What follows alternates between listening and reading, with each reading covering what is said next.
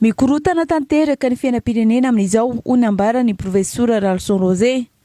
Vao maika manosika ny fitondrana makany akady hoy izy raha mbola misy samilaza fa milamina ny firenena. Manoloana izany dia nilaza i profesora Ralson Rosé fa tahorana ny tsy havitany filoha Andry Rajoelina ny fehim-pitom-piasany raha tsy manova fomba fiasa izy.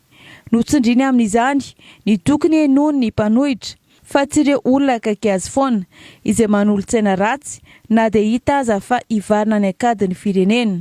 Raha mahay mihaino tenin'ny olona izy, indrindra ny mpanohitra satria matetika ny raha vao miteny mpanohitra dia hoe ireo indray ilay mpanohitra nefa tsy fantany fa tena hanosika azy any akady dia ilay mpanohana azy. Ireo tsy inona manoma zany mitatana ny hoaviny, gestion de carrière, tanakely ilay tombotsoa azony. Dia na mizara ilay voaka maro anisa dia lasa io président fa mety karaha izay mbola tohiziny makely finoana ihany ilay izy satria zareo fa misy olana be goavany ireo zao mbola tsy fantatra ny rapitso sy rafakapitso fa rehefa mitatana ianao tsy maintsy mitsinjo lavitra ary rehefa mitsinjo lavitra ianao tsy maintsy mametraka planina mipetraka tsara ary tsy maintsy mahay manitsy ianao efa miomana ianao hoe misy fanitsina atao isakan'izao zany rehetra tsy nisy ka raha izany rehetra zany tsy feno dia mazava ho azy misy lozika dia hoe mety ho sahirana izy fa anazy moa mijery an'izay ka avy eo mantsiny ny olona dia ametsiny indray hoe korontaninareo ny fitondrana sisika ilay vahoaka efa tsy matatontsony efa tena tsy tatony intsony ny karaha mampiasa fanjakana rehefa taraiky foana vao tonga ny tsy fandriam-pahalemana mitombo foana io ny alatra etsy casse-point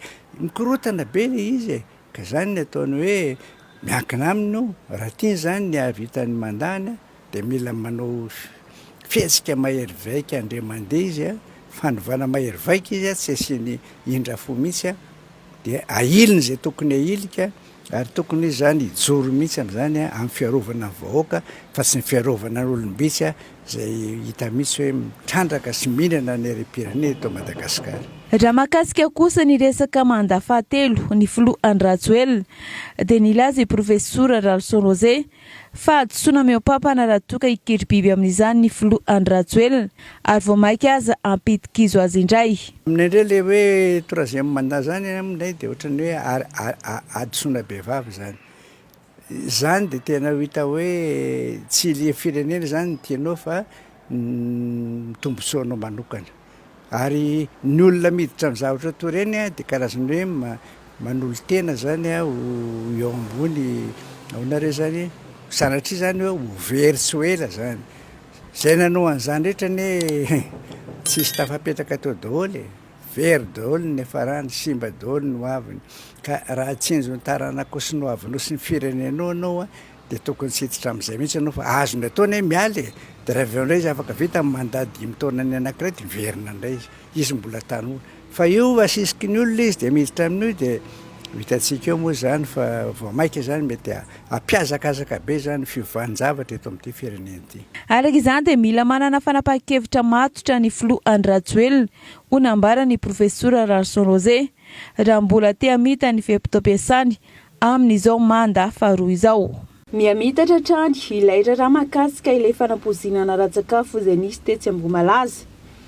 Misy ireo olona manararaotra hoentsina raha tsiana olona fotsiny amin'ny fitondrana ka anisan'ny voatonotona tao anaty tambazotra serasera Facebook ny ministra ny tanora sy ny fanatanjahantena Andriamatoa Moustapha Marson izay nolazaina fa sakaizany ilay tovovavy tompona aniversera tamin'io. Manoloana io fanaratsiana sy fanalambaraka ny ministra ny tanora sy ny fanatanjahantena io dia nametraka fitoriana teny anivo ny sampandrarah misana ny Elokanabaka ny teo anivo ny ministera mba hisorohana izay mety fiatraikany ratsy ka mety hanotoana ny fahavitan'ireo fanampy izay napetraka eo koa ny tanjona izay tratrarina amin'ny fampiroboroboana ny tanora sy ny fanatanjahantena eto Madagasikara indrindra moa fa ny famerenakasina ny raharaham-panjakana araka ny voafatra ao anatin'ny politika ankapobeny fanjakana na ny PGE.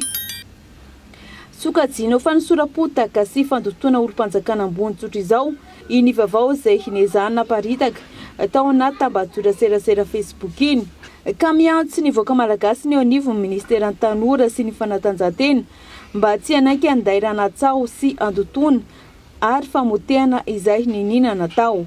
Maro ireo endrika fisolokiana izay misy mahakasika ny resaka fananantany. Anisan'ny aran'izany ity renim-pianakaviana iray ity izay fianakaviana akaiky ihany no navita ny fisolokiana. Le tany zany nasain'ny azana-dralany ihany hividy an'le tany. Dia rehefa hoe vidiany zany le tany dia nasainy nataoko haingana ny taratasy dia vitako daholo tao amin'ny firaisana. Dia rehefa vita izy tao amin'ny firaisana dia atao vaingana fa maiky amin'ny voly izay. Dia rangaha fa tsy afaka intsony fa malemy ao trano. Dia vita le izy dia niandry efa tamin'izao amive zany mody nodonany nakao daholo zareo dia sasa mody naka sary zany ohatrany hoe mifankatia taminy efa 2 taona sy tapany izao no natapaka lalandrasy tsisy nijery azy tao. Fa zay nanaovana le taratasy dia nanaovana dia pitaka zany. Dia izao nefa tsy hitako se zavatra hoe niraisiko na ohatran'izany. Zana-dralany nanao nefa olona manaka-tao ihany satria manana fampianarana le zareo. Ankoatra ny resaka fisolokiana dia misy ihany koa ny tany izay mirongatra tatoato. Tamin'ny 2002 no nakotaranay hoe anay le tany dia nanomboka teo niakatra tribunaly dia hatramin'izao tsika miteny izao efa nahazo grosse zay efa dia mivadika horera foana mivadika horera foana zany le taratasy dia nefany ny olona maty tamin'io maty daholo le ray aman-dreniko maty ny zoko. Izay indray zao zany manomboka mikarakara an'le izy satria ao ny fahasan-drazanay ao ny tanindrazanay ao ny tranonay nefa izay dia lasain'le olona milaza fa mividy tamin'ny pisoloky hoe anazy le tany. Dia zao tsika miteny izao zany dia mbola miady foana zay mbola mitaky zay. Dia nahita tamin'ny télé zay aloha nahafantarako ny zoko mihitsy nahita tamin'ny télé dia niteriko le zanajanadako hoe andao tsika hoany andao aloha entina ndraiky problème tsika ty fa sao dia mbola voava.